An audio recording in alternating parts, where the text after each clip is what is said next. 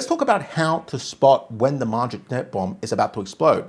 There are 3 key signs and all of them are free for you to check. Sign number 1 takes you about 30 minutes a month, so there's absolutely no excuse not to do it. You track the total margin debt on the FINRA website. There's a link to it below. Here's how it works. April 2026, margin debt hit 1.3 trillion, a new all-time high. By May, it was 1.4 trillion, another record. Then by June, 1.5 trillion, a third record in a row. So, that was me tracking it. I was looking at all these numbers. But why do we track it? Because every margin debt cycle so far has ended the same way. Margin debt flies up, peaks, turns around, and then within a few weeks to 3 months, the market collapses. So the record highs we're seeing aren't great. But what's more worrying is when it peaks and turns around. If next month it goes from 1.5 trillion back down to 1.4 trillion, that's when I'd start to worry. Sign 2 is the speed at which it's growing. Margin debt is up 51.5% in the last year.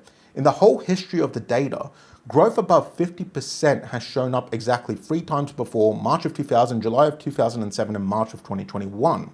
You know what happened after each of those because, we've just talked about it. In the year 2000 specifically, the year-on-year growth peaked at about 80%.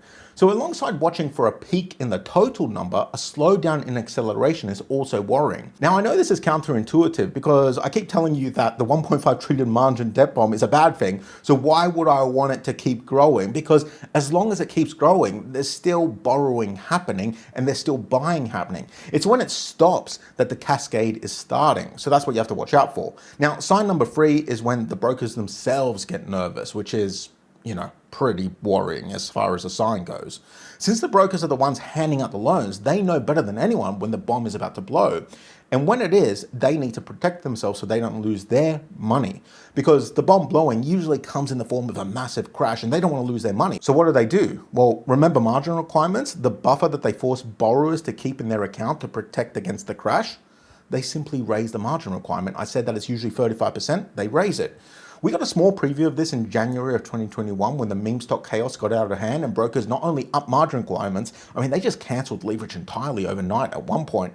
And we saw it in silver last year when COMEX kept hiking margin requirements and then the price of silver fell around 50% over the following months. You see, the brokers learned their lesson in 1921, so now they raise margin requirements when things get too overheated.